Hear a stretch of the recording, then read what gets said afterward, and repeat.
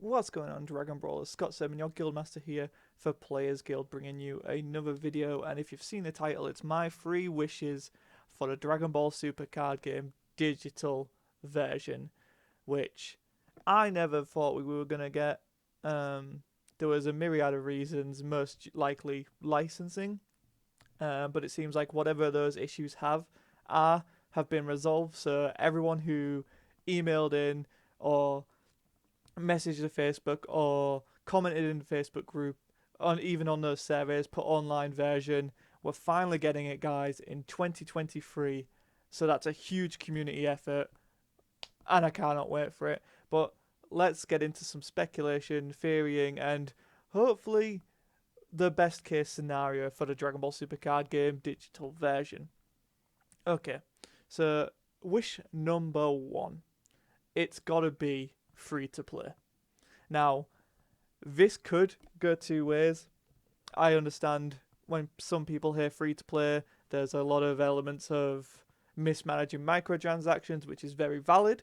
But I think, in terms of you're a digital client, you want to get as many people into this IP and card game as possible, having it launch as a free to play model, maybe with a couple of starter decks as a base, is a really great way to get as many people as possible. Dragon Ball as a brand will sell.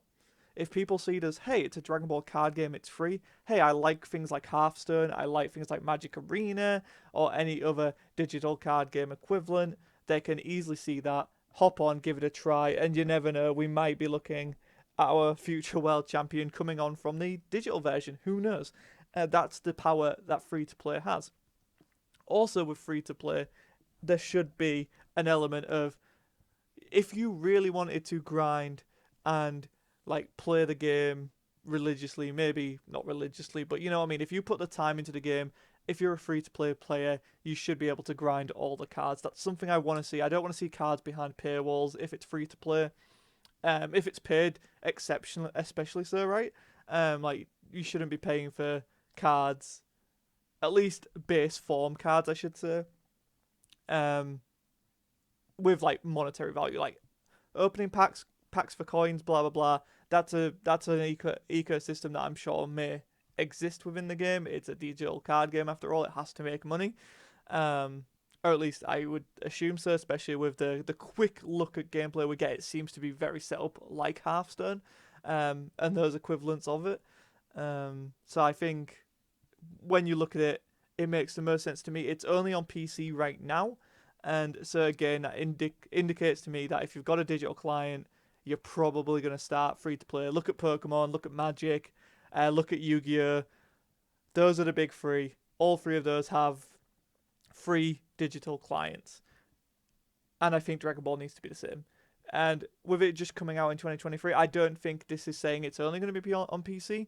If this does well, which I think it really has a strong potential to do that, especially given some of the graphics we can see here, like it seems to just be a little bit more than just a digital version. Like there seems to be some effort put into it here, which is that's promising to me. Um, and that is probably the only caveat I have against of it being free to play, is it seems like there may be a lot more to it, which in that case maybe it is a priced game.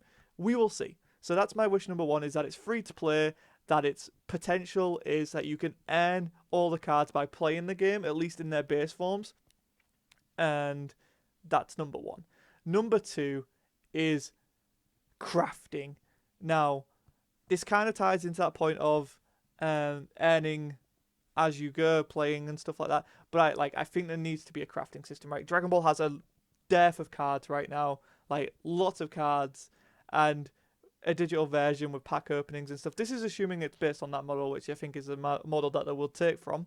Um, you're going to be opening cards. You're going to have cards that you're probably left over with, and in lieu of a trading system, which may work, may not work on an online thing. I know Pokemon had one, and it was a bit weird, but being able to disassemble the cards for essence or whatever you want to call that mechanic, and reform it into a common, uncommon, rare, super rare, secret rare for different values.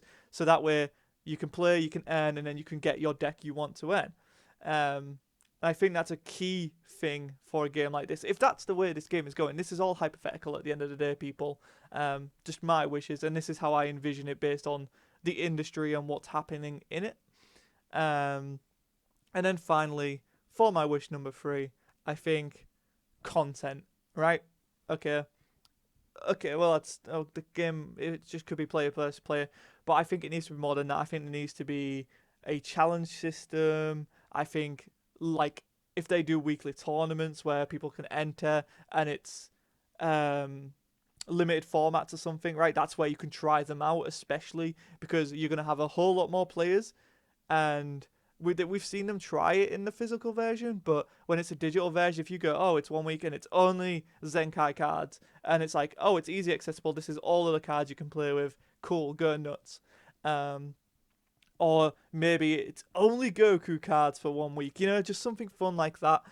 Really experiment with people's deck building. Of course, you'll have your ranked and your casual play, which can have access to everything. Hell, even 1 week maybe like no bans, no erratas. That'd be fun, I think. Might be a bit difficult to do depending on if this is automated or not, which I hope it is. But outside of that, you need to have something that keeps players interested. It can't just be like an untap where you just play versus player.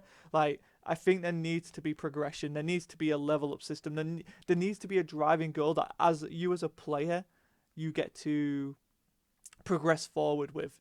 And I'm sure Bandai have done their due diligence. I'm sure they've looked at the other clients that are available. I'm sure they've looked at the mobile market and just generally what card games are like within the video game space right now, because that's what I kind of treat this as, is the video game adaptation of the Dragon Ball Super card game.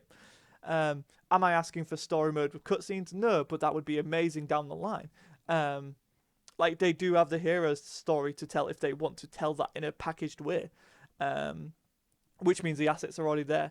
Looking at it, I have tried to pull apart these assets, right? Because they're not Budokai assets, which means they're not coming from heroes. I want to say they're Xenoverse assets, which makes sense, especially with Xenoverse 3 probably in development as well, so they can use assets back and forth. But the other option is these are from fighters, but I don't think they're from fighters. So you see Goku and Vegeta, and you might be like, oh, you want to see Goku doing a Kamehameha? I have a screenshot for you. This is the clearest version of it. But yes, on that training ground there, on the battleground, you do see Goku actually targeting Vegeta. And we actually do see some of the cards on the board and maybe a look at what it's going to look like. So in the top left of the cards, you can see their energy cost. You don't see their effects on the cards, so I'm assuming you have to click on them to see the effects, which makes sense. But you do get their power down the bottom. It's a UI, you know what I mean? Like, it's fine. And when I say UI, I mean not Ultra Instinct, just the user interface. We do see a Super Saiyan Blue Goku. I'm not 100% sure what that one is. We see Fair and Destruction Champer. We see the Goku that is a critical strike on swing when you take a life. I believe that is the set 1 Beerus. I'm not 100% on that. It looks like the 20k double strike that KO'd something from the original starter deck. And I think the final card there is actually a Power Vegeta Potara card from maybe set 6. Not 100%. Those are just what the cards look like to me. Guys, if you know in the comments, please do let me know. But yeah, I think content is important. Maybe a season pass. You can call it the Snake Way season pass or something like that. Or the Shenron season pass. Just all these things that require players coming back, playing the game that they love, rewarded for it in a digital space, building their collections. And yeah, like if you want to charge for foiling and stuff, it's not the end of the world. As long as a player, I can pick this game up for free, assuming it's free. Again, guys, I could be completely off base. This is just my wishes for it. I can pick this game up as a free-to-play player, grind the game, and all of the cards I want to earn. And then if I want to upgrade with the SPRs or the alt arts or whatever, then I have to pay money, or they cost a different kind of thing that maybe you can earn in events and stuff like. You know what, an AI, whether they have an AI or not, that's a different conversation. But right now, I think the main thing will be player versus player. And yeah, I would love to see if you're playing ranked or something, like you get points and then those points can be redeemed for foils or something just like that. There's plenty of options Bandai can go about it. I want to hear you sound off in the comments now, guys. What do you want? What would your 3 wishes be for the Dragon Ball Super card game digital version, in terms of content, in terms of accessibility, in terms of, you know, just anything you want to see in this game? This is what this video is about, is just dreams and hopes, and I cannot wait for it to come. I know it's going to take a lot of people's content creation to the game, maybe people who don't have access to webcams and stuff like that. They will see a rise in it. We'll get more people streaming on Twitch, and lots of cool things to come from it. Fingers crossed. Honestly, I've never been so hopeful for something that I never thought we'd get. And quite frankly, I'm still in amazement that Bandai managed to pull this out. So huge thank you to Bandai for making this happen. And that goes to, again, extends to the Dragon Ball room for allowing them to do this. This is such a cool opportunity for us as players and to build the game going forward. Look at what Master Duel did for Yu-Gi-Oh! It brought in a lot of lapsed fans, a lot of new people. If Dragon Ball Super card game can capitalize on that and build some more players, amazing. But I look forward to seeing you in the arena, everybody. I've been Scott Seven. This has been Players Guild. Hit that subscribe button if you're new, and let me know those 3 wishes in the comments below. And we'll see you next time.